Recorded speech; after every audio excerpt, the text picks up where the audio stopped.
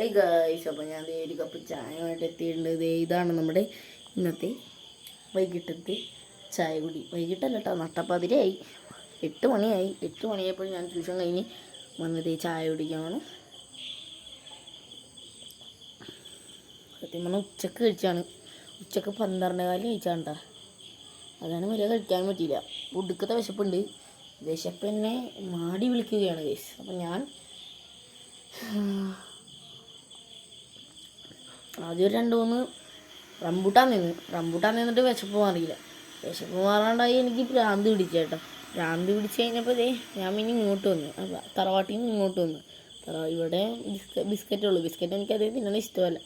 ഇങ്ങനെ ചായയും ഇരിക്കുവാണ്. നമ്മുടെ ബിച്ചുവിൻ ചേട്ടൻ അവിടെ ഇരിപ്പുണ്ട് കേട്ടോ. ഇന്ന് ഓഫ് റോഡ് പോയി. ചെയിനിൽ പക്ഷേ ഓയിലൊക്കെ ഇട്ട കാരണം അത് നനഞ്ഞിട്ട് പോയില്ല കേട്ടോ. ഞാൻ വിളിച്ച് പോകുന്നു, മൊത്തം ഉണങ്ങിയോണ്ട് പോയില്ല. അപ്പോൾ അങ്ങനെയൊക്കെയാണ് കാര്യങ്ങൾ കിടപ്പ്. അപ്പോൾ നിങ്ങളും ഹാപ്പി ആയിട്ടിരിക്കുക, ഫുഡ് ചെയ്യുക, എൻജോയ് ചെയ്യുക, ഓണപ്പരീക്ഷയ്ക്ക് പഠിക്കുക. Okay, bye Mallus, bye from വരാപ്പ്.